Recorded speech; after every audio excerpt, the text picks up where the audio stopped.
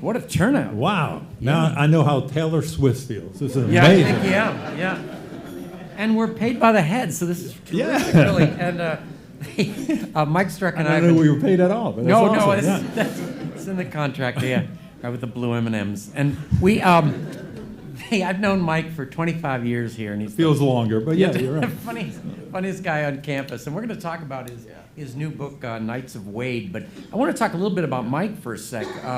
He just does so many different things. One of his big job, the one you do get paid for, is to be director of public relations here at the university. Right? They every time there's a problem at Tulane, Mike somehow has to get in front of a mic and say something like that.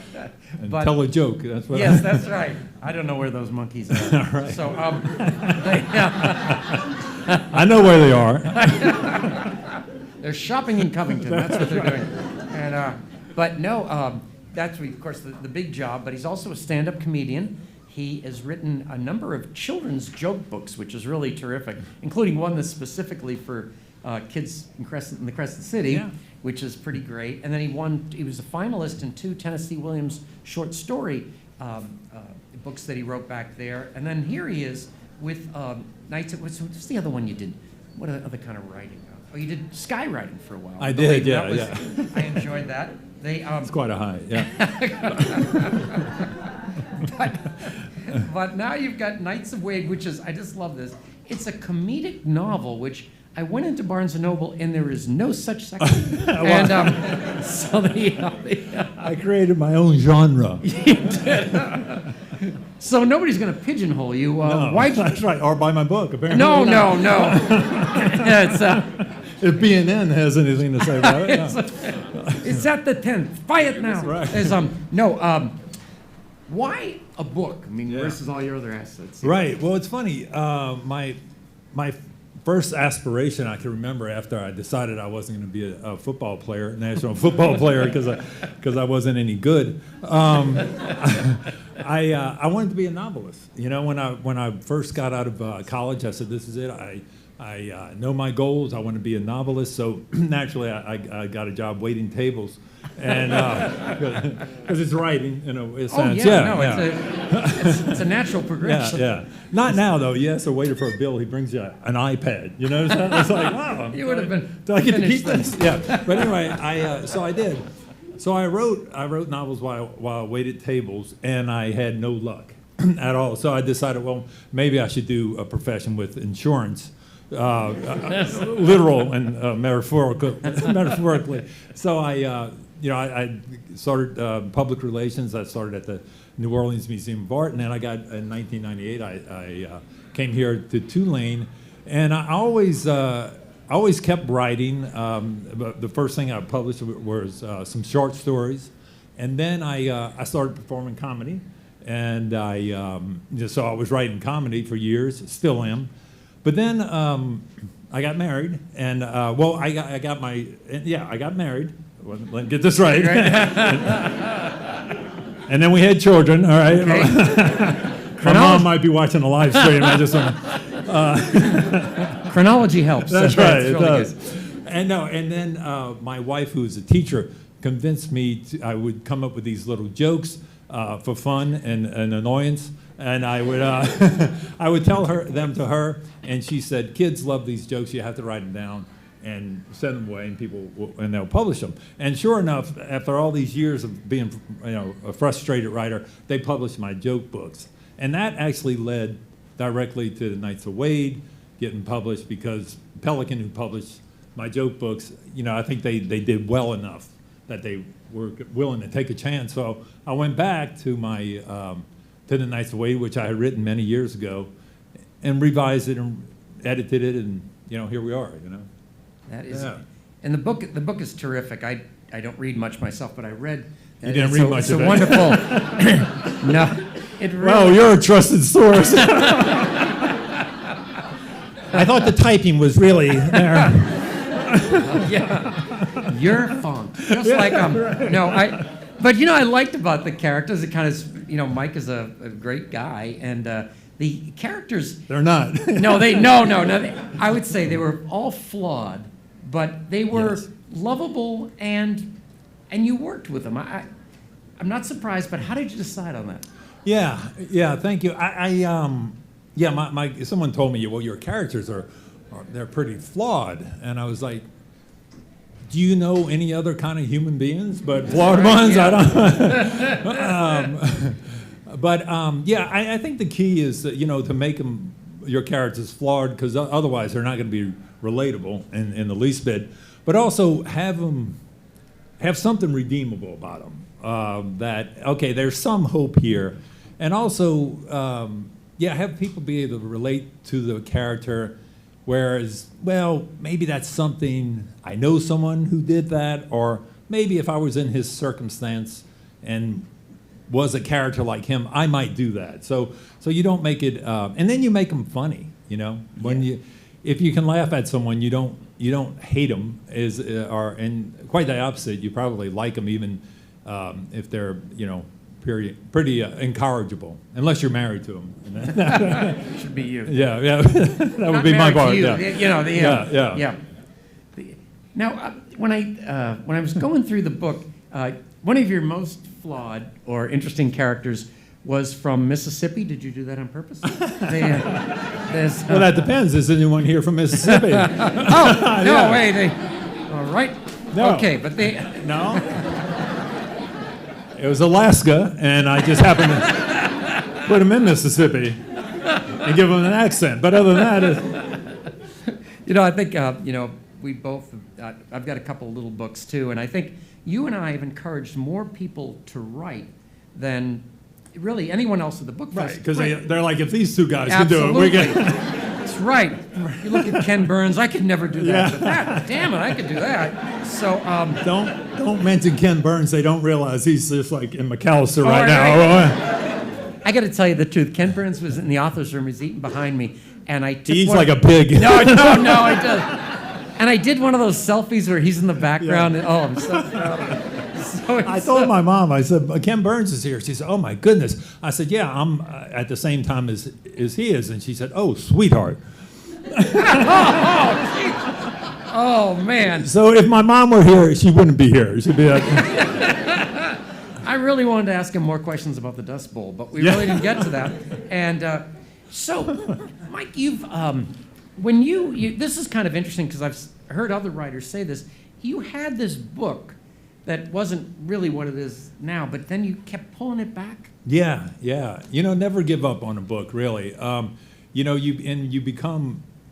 can become a better writer if you keep writing, and the older you grow, the more experiences you get.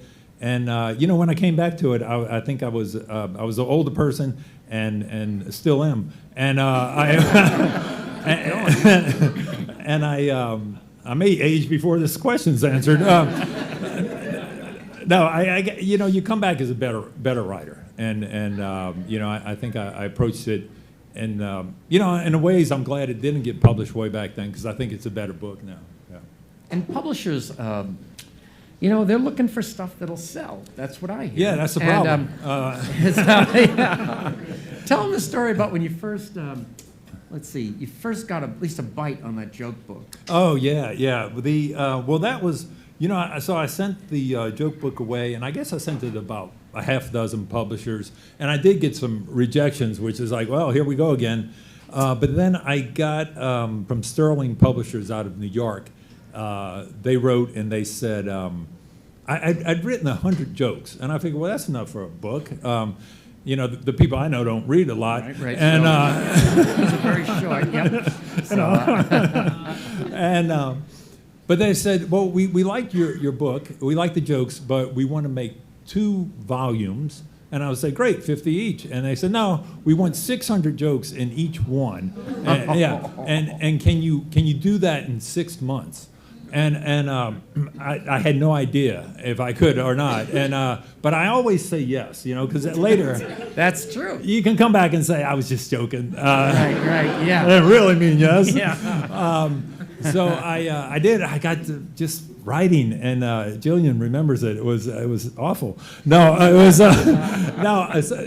some days I would write like 10 jokes, and other days, I'd come home. I'd like 40 jokes, and they just once you get primed, and most of the jokes are based on puns, and you get in that zone, I guess, they do start coming. And I have to say, of all the writing I did, I mean, I love my novel, and I love writing short stories and novels. The joke books were just, for kids, they're just pure joy. And, you know, I mean, they're not that hard to write once you get going, you know. Yeah. A lot of fun. Yeah. Novels are hard to write. Don't be careful. But you had the greatest situation. You had like a consumer focus group right there, 2 sons. That's right, my 2 boys, yeah, and they liked them. If yeah. they moaned. If they... That's not really good. You've been first of all, I got to ask this. What's the difference between stand-up comedy and writing? Well, you know, that's interesting. I always approached my stand-up comedy as a comedy writer. I wasn't one of these people, you know, a lot of people you perform with, they can sing and they can dance and they've done everything. They've done plays, and this is another performance outlet. For me, I was always a writer. In fact, I thought before I started performing that, hey, maybe I could write comedy for other people, because I wasn't keen about getting on stage. Yeah, so it's kind of the same, you know. It's like, yeah, it's a writing piece, whether it's humor or you know, or novel or short story. Yeah, it's kind of the same thing.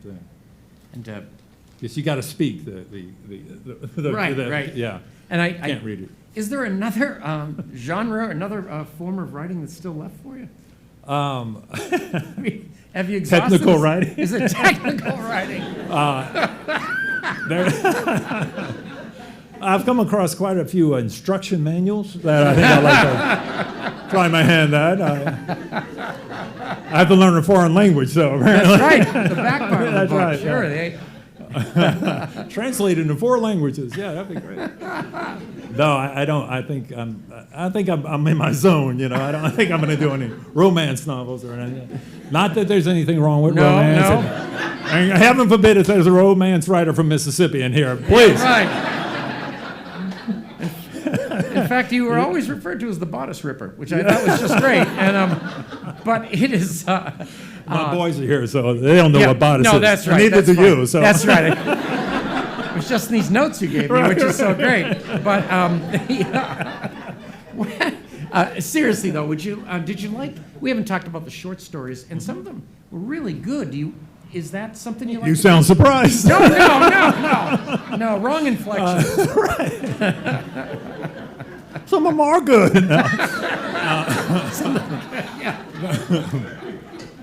No, I honestly, my wife told me if someone read my joke books and read The Nights of Wait and then read my short stories, they wouldn't think they were written by the same person. That's yeah. right. Which, you know, I said, well, there's something wrong with me, I guess. But no, I guess, you know, we talked about this before. You know, comedy is really born out of tragedy, you know, and my short stories are really, I don't know why, but when I write a short story, they've all been pretty dark with light at the end, but very serious. That's the train. That's the train coming the other way. Yeah, Yep. It's a pessimist in them. But yes, they're very serious in nature, and I guess it's just like, you know, comedy and tragedy are so closely woven together that, you know, what thread do you want to pick up and kind of explore? So that's what I've done with my short stories, and I enjoy it. It doesn't feel schizophrenic to write a joke book and then write a serious one, but I've enjoyed doing them. Yeah. Obituaries. Obituaries. Just thinking. Never run out of customers. Yeah. No. Tell me, did I'm dying from the right. Okay. when I gave a speech to the funeral home directors of America, I really did, and Show off. No, that's right. Do I know a moderator or do I know a moderator? The guys, you know, they always see them in black, and they're all kind of morbid. Well. And then, but I was talking to some guys, and they all said nice things about the chairman of the group. And so I went up to the chairman, and I said, you know, you are really well loved in this group. And he says, he goes, yeah, you know, I'm the last guy to let you down. And I thought, I bet there's a million of these, you know. Right. Just Gallows humor is very. What about, did your editors knock stuff out, move things around? Not terribly. Yeah, not. They were very. And maybe that I had self-edited so much, through the years. They were very light editing. I've heard stories where they're like write a different book basically, but no, they were very light edits, and you're grateful because some things all of a sudden you're like, yeah, that doesn't make sense. I realize, or oh, I used a different name for that person twice, Yeah. So, but there were things along those lines. It wasn't anything like, hey, we can't, publish this, or this doesn't make sense, or. I had a couple of my first book Woody Allen quotes, and they told me that was no longer something. No, yeah. No, so they. But it's.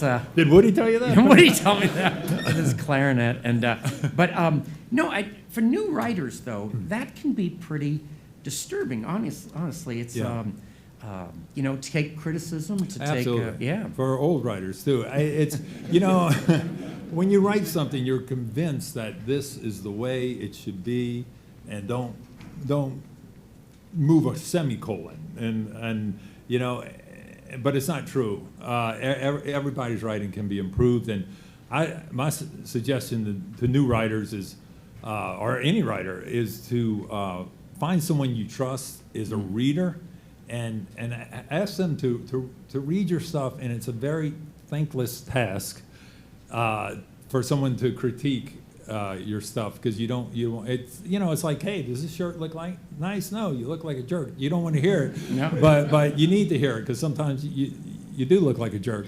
But I think just be open to their feedback, and be willing to change, and be willing to, like I said, I started off with, my idea was being a novelist, and then I went short stories, comedy performance writing to joke books, and then back to novelist. So don't feel like, hey, I'm a romance writer, I'm a mystery writer, that's what I do. I even a poet, try different genres, and yeah, you just got to rewrite and edit, and it'll improve. It can definitely go better from A to Z. Yeah. And it's tough to find somebody who's going to be, if they're too close to you, they have trouble being honest. Yeah, I think that would, I have to do a lot of recommendations. I've taught here for 38 years, and they ask about students. And now, the way it is now, you're so afraid to say anything negative. I know that this guy's an axe murderer, and I'm like, Mike is sharp. It's deplorable what I'm doing, really. So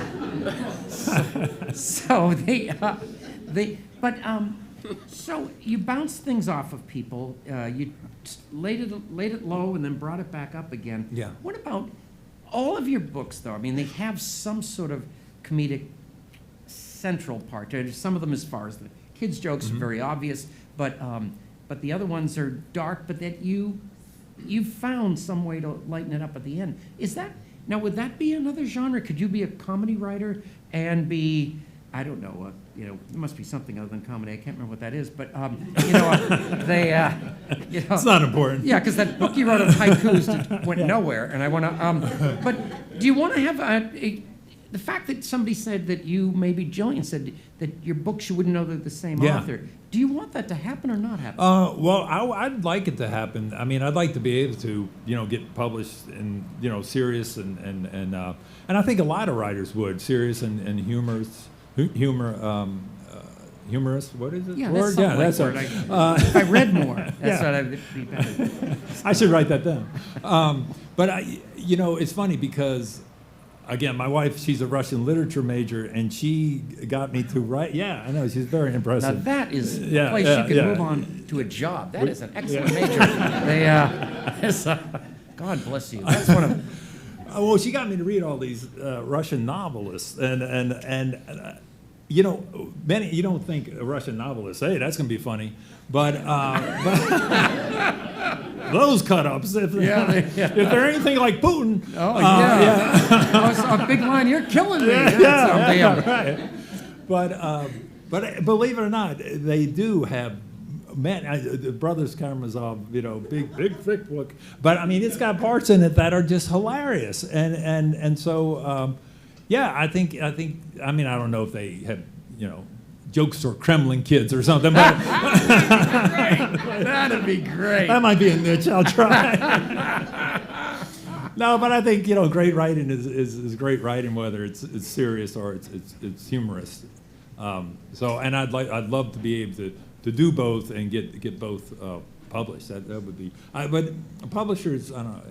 My publisher's not here, I hope. No. Publishers, they do, like, if you're successful, they like you to keep going in that genre. So my goal is not to be successsul, and then I can write what I want. Just skim under the radar. Go ahead. My publisher is here. Oh, really? Oh, that's great. Oh, well, that'll be great. I mean, he was here. As someone who's self-published, it's not as bad as it seems. Be your own boss. Yeah, that's right. That's right. That's my book.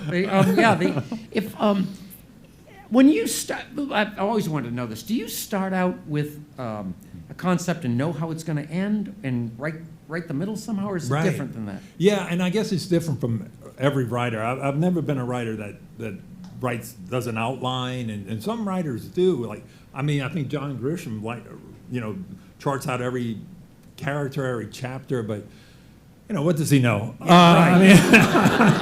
He's a lawyer that just does this stuff on the side. He ain't here. It's not like they're recording it. Yeah. There's He's another Mississippian, by the way. Oh, yes, that's right. Oh, man. Holy Magnolia. Just goes to show you. No, but when I came up with the Knights of Wade, I had a beginning and I had an end. And like you said, I got to write the middle. And how old am I? I have to write the middle as a feather coming out there. No, but I really do try to just let the characters kind of tell the story. You hear that a lot, but it's true. I mean, you create these characters, and to me, you got to give them free will and let them kind of take the story along. And at its best, when I'm really doing well, I feel like I'm kind of trying to keep up with the character. Like, man, what is he or she going to do next? And that's when you feel like you almost like created an entity. That sounds scary, but an individual that has their own volition. Yeah. That's AI. AI. That's AI, chap. Yeah. I'm AI. This is kind of a odd end of it, but oh, perfect. Right. Because we've been playing it pretty straight from here. That's right. Yeah. Enough about literature. Yeah, right. Put them to sleep. No, but I want to say this. A lot of comedians and comic writers are actually very sad. They're depressed, and you seem fine. Yeah. But I don't know. Now you kind of brought me down a little bit. What do you think that is? I don't know. I know a lot are depressed, and I guess it's an outlet. No, I'm happy. Maybe I'd be more successful if I wasn't, but then that would make me sad. So it's the circle of life. Yeah, can't have everything. Yeah. You did grow up with a great set of material because you're one of how many brothers? 10 or 20. No one knows. No, 7. I'm the youngest of 7, yes. Whoa. And I owe a lot to my brothers. They were all very, very funny, still are. And as a child, I always tried to emulate them and be funny. And I guess that they were really an inspiration to me. And my brother, Jerry, the two characters, Stuart and Wade in the Knights of Wade, the germ of those characters started. My brother was building an addition to his house, which is, if you read the book, and don't feel obligated, but but you don't know what you missed, right? And there, so that plays a role in building an addition. But sounds fascinating. No, you keep going. Wait a minute, there's construction. Can't wait to the movie. Which is why I wanted to talk to you about, Knights of Wade the musical, which is going to be really something. Knights of Wade on ice. But on ice. That's No, but we started this. My brother was building his addition on his garage, as we call it in Slidell, and I would help him. But I was waiting tables, and I would come late in the morning, and he would tease me like, "Hey, I was just layabout and lazy," and he was this real rigid guy. And then we started playing off of each other like that. And at the time, I didn't think, "Hey, this is a great idea for character," but when I started writing The Knights of Wade, I'm like, well, this template would work for these two guys. And my brother, he's not here today, he's talking to a copyright attorney, but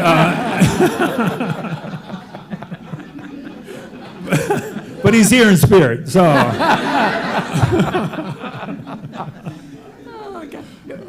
Go ahead. I'm sorry. No, I'm finished. No, I really. I think I've had enough. If you've had enough, it's too bad the Catskills aren't still open. I know, yeah. That would have been a good spot for you. If you take what you've done so far, I mean, first of all those different kinds of books or stand-up, do you like one better than the other, or does they all have their own special outlet?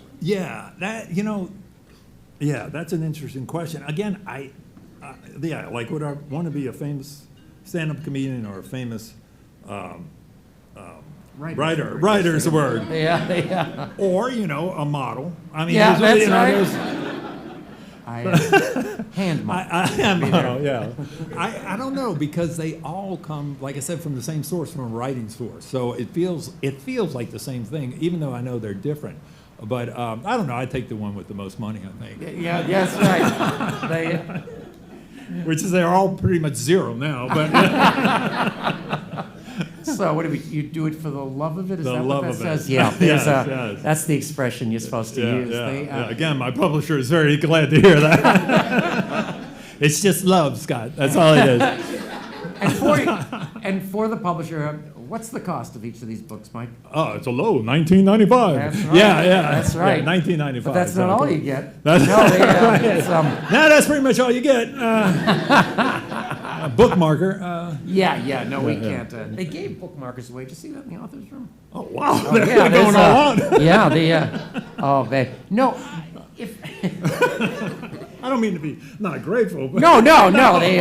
And the money's good here, so it's going. It's all. What about you've done stand-up around the country? Give us a couple of stories of how that's gone. Well, I'm still here. Yeah. Well, you have good rooms and bad rooms, and this is a great room. Yes. Thank you all. I've had some tough shows and some good shows. You want to do it when even you have a terrible show, and you're still like, well, I'm ready. I'd do it again, even if I knew it was going to be bad. That's kind of sickness, but that's not healthy. Not at all. Maybe I'm not so well after all. Yeah, that's right. You convinced me. This is my artist, Dr. Rabinowitz. Right. I to see him, but that's got to be tough. I mean, out of these things you're doing, stand-up comedy has got to be the tougher of them, right? Yeah, I guess so. I mean, because no one, I doubt someone's going to, read my book and boo me or something. Right. And writers, stand-up comedians might become writers, but writers don't become stand-up comedians. It's tough. Yeah, it is tough. It's you got to love it, perfect love drives out fear. I mean, you just love it. No. That's great. But AI did that. But you just gotta love it so much and keep that goal in mind.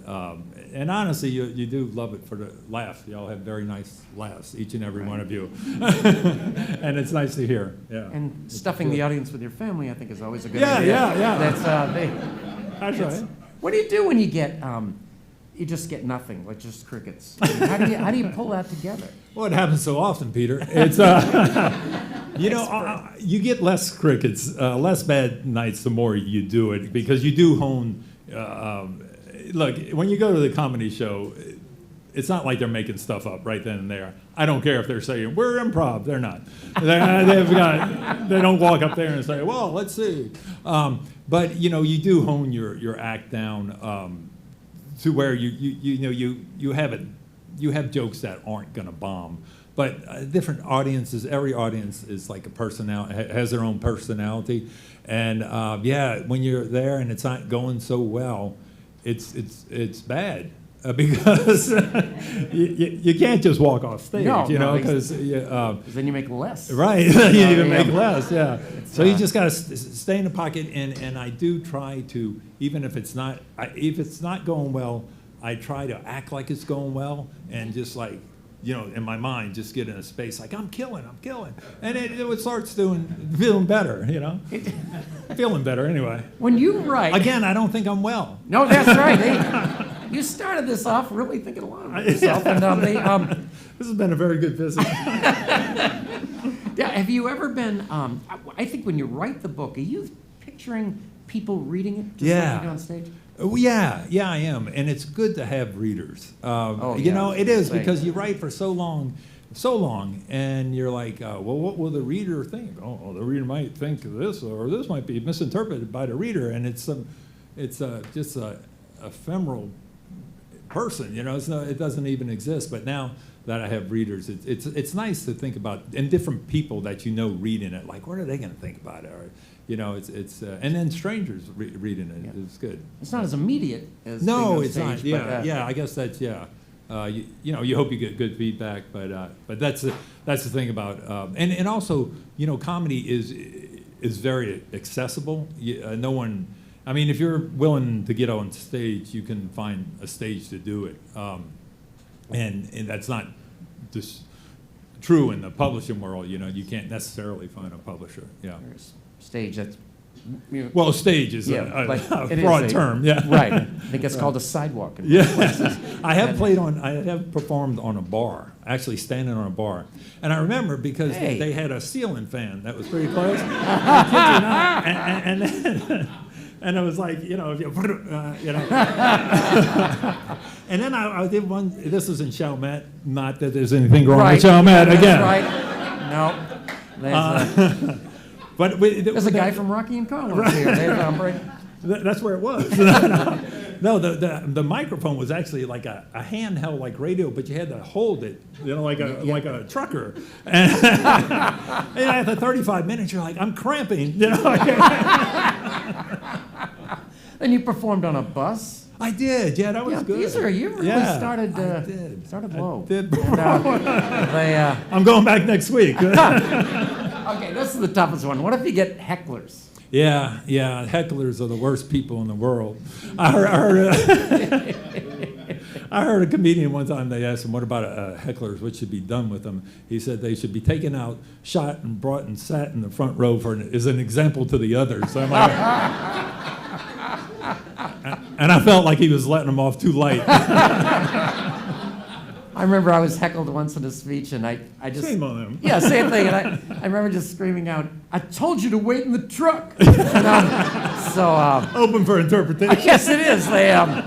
Oh, my God. You've probably had enough of us, and we'd like to know if you'd like any questions. There's a mic in the back, and good time to try out new material. We'd like to know if you've been heckled. Yes, that's right.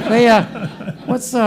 Oh, thank you. Professor Eric Smith. Please. This is going to be unbelievable. All right. Eric Smith, yeah. Well, I know these two, so that's the... I'm not going to be disappointed. My question, Mike, is you got a day job, which is trying to keep the rest of us straight as an editor. And you have to hire people to assist you in doing that. What are the qualities you're looking for in those people that you hire? Are they former reporters, or are they writers at heart who would rather be waiting tables? I mean, what is it? Right. They have to have exactly what I've done. Thank you, Eric. Yeah. Well, mostly I do look for former reporters, because we work with the media and we try to, you know, you want someone who has that sense and that news sense and that empathy. Someone who's a strong writer and likes to communicate and likes Tulane, loves Tulane. That's all the things I look for, and likes me. And if they laugh at my joke in the interview, they pretty much are in. Yeah, that's what I would think. Some more folks? Yeah. This is, don't be shy. Yeah, please step forward. Yeah, there we go. Thank you. All right, so I'm Your reading. name? Your name? Oh, I'm Alex. Okay. And Sounds like it's an AA meeting. Yeah. Not that he knows anything That's about right. that. Yeah. I haven't used a mic in 3 months. There's a. I haven't had a drink today yet, so Hey, good. Well, it's early. Don't give up. you say so. But anyway, I'm reading Brothers Karamazov right now, and so I just wanted to confirm that it is funny in parts, and so I just as a testimonial to. Yes. And also I was just going to say about the recommendation about the axe and the sharp line. That's a good one. So my dad's a professor. He had 2 of them. I don't know if you've heard these, but I wanted to share them. So one is, you'll be lucky to get him to work for you. So, and the other one is, I can't recommend him too highly. So, so just some tips, that. That is a good That's going one. on the resume. Yeah. Yeah, no, you're looking for an out. That's it. Yeah. Yeah. I heard one person say that their father was he always had the right terms for things. And when this baby carriage is coming, it's the baby and it's a god awful ugly baby. And the father says, just because he's so good, he goes, now that's the baby. And so that must be what you're good at here. Let's see. Chris Champagne. Oh, Wonderful yeah. local comedian. Chris All Champagne. right. Thank you. Yeah, my name is Chris. Thank you. And by the way, I do comedy since you brought it up, and Mike is one of the best. He's one of the best in every way. All right. Oh, But yeah. what I would like to know is, and Peter as well, by the way. Thank you. Yeah. And He took his class.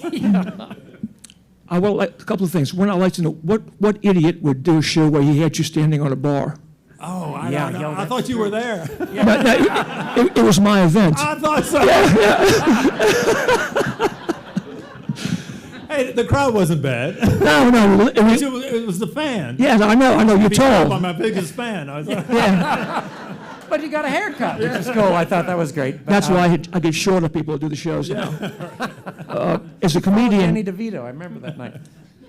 As a comedian, do you find it's difficult to, navigate through the general tone of things, how the woke culture, things like that? Do you watch what you say more than you used to? yeah. I hadn't heard about that, but yeah. Well, I've never been one of these comedians that, I make fun of everything. Nothing is sacred. You can, I've never, there's a lot of things sacred. They're sacred to people, and I understand that. But I do think there needs to be a little compromise because as a society, we need to lighten up and just learn to laugh at ourselves and not. I remember I was doing a show one time, and the comedian in front of me, every joke he would tell, the crowd would go, oh, and finally he's like, I'm sorry, did the sign outside say comedy night or take everything I say seriously night? And I guess that's it as a society, just just trying to, and humor has such a potential for bringing people together. Like you and I, we're friends, and a lot of it's based on humor, right? Right. Otherwise, we couldn't stand each other. No, we've never we've never sent a straight email to each other. That's true. That's true. Which is very productive. But it's like I got to come back with something. Maybe after lunch I'll get back to him. Your building's on fire. You're hot. It's But I think we've answered your question, Chris. No, but it is difficult, and I think honestly that there needs to be some give and take, and try not to take yourself too serious, and certainly don't take me seriously. I don't mean any of it. I've got to tell you, the worst audiences are colleges now. It's That's a good place to bring this up. no. They look like they The Mississippi guys, finally they oh talk. my God, the Shellman guy. And no, it's I'm telling you, is like Seinfeld was interviewed and said that it used to be that's how we would get comedians at a school like this is they'd have a big show and I don't know, in Jacksonville, another one in Houston. But you could get them for very little money in between in the week. And it used to be, it was good for them. They made a little bit of money, but the big thing is they could try new stuff out. Yeah. And now they're frightened to death to try new stuff out. Yeah. So it's No, it's bad. Yeah. it's and the other thing I was going to ask you about is now that everybody has headphones on and is We have another audience member. oh yeah no sorry yeah no I mean, you and I can talk after. no they, but we're sitting so close. I just thought no I'm sorry please. Please, step forward. Hi, my name's Catherine, and I love hearing about writers' spaces and how you get in the mood. Like, what is your space like? Because I only picture you in a coat and tie at a desk. Right. Yeah. Oh, that's interesting. A space, yeah. How do I get in the mood? To write. I'm kind of a bit, I guess, strict with that. I don't do. I don't do outlines or anything. But I guess when I go to write, I'm like, I don't need a special room. I need to be by myself. I need to have no music or anything, distractions. But I'm very much into, I'm going to write for 2 hours. I'm going to write for 2 hours. I'm going to write for a half hour. I'm going to write whatever. But I'm very kind of rigid in that. Like, this is the time I'm going to write. And, and that usually does it for me where, you're not, I don't know how else you would do that, actually, come to think of it, just to dedicate the time. I can write anywhere, though. I could write, sometimes I do write things handwritten and sometimes at the computer. Texting is very hard to write, by the way. Oh, God, yeah. Write more than an emoji. Which is what your next book is about. Yeah, it's emoji. Yeah. Emojis are us, and I always thought that was that makes a lot of sense. Yeah. Sure. Oh, no, were you answering the question? No, I was waiting. I get the hang of it Well, now. yeah, right. There's people out there and Invite them to stuff. come. No, yes. I think we We should. paid them to come. Let's have them talk. Yeah, we planted them in the audience. Let them grow. I'm sorry. Go ahead. Hey, my name is Eddie. Strecker.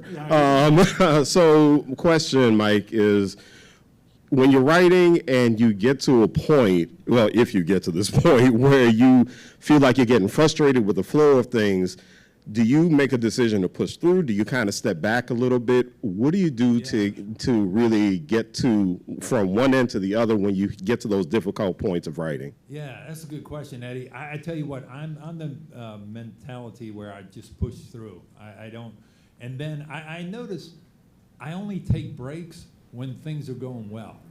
When I'm writing, it's like, I'm really on a streak here. Let me go take a break. And now I can break. But if I'm hitting a wall, it's something about my personality. Like, I'm gonna ram through that wall and finish this. If it kills me, yeah. Wow. Yeah. That's just the opposite of everybody else, right? Right. Yes, I was just going to say. Again, you've revealed something I didn't know about myself, Right. Doctor. If you'd gone to one of these workshops, you could be so much more productive. I'm sorry. Go ahead. Yes, Oh, thank you. My name is Rich Hebert. I'm not from Mississippi. I was wondering, it's probably a big topic, but so in the as a comic novel, it seems like you could fill the shelves with a lot of books about the former president. And we can see every night on cable and network TV, literally every Which night. former president? We've had a lot of them. Washington is It just seems like I'm sorry. go Trump ahead. is riffed on. Yeah. Seth Meyers, Colbert, all of them. So much comedy, so right, but there don't seem to be many comic novels. It just seems like such a open, not target, but just a thing that could be funny, that could, to your point earlier, bring people together almost, even though you're ribbing him, so to speak. Yeah. I just wonder if you could talk about how you might approach that, what you would think of that. Gosh, I've never thought about that. I don't, I don't do a lot of political humor in my comedy performance. So, but getting back, actually, it's interesting you say that because when I started comedy in the early '90s, I would do, at the time, I would make fun of George W. Bush, and I would make fun of Clinton. And I had a good Clinton, not to brag, impersonation, but in the same audience, and they would laugh. But everybody's laughing. And now, honestly, Chris, back to your question, you better Splits the know. crowd. Yeah, you better know if you're going to make a Trump joke. You better know you're in a not Trump crowd, and vice versa. Honestly, And that makes it very difficult, where it's like just laugh at the purity of the humor for humor's sake is what I like. But I think that would be difficult, honestly, to write a political, satire or to take one of the candidates to task and expect to have a nonpartisan reading audience. Yeah. So I know we can go on forever with I this, know, I'm but our time is now up. Yeah. Sorry to break this up. That's all right. Let's give our Peter and Mike a big hand.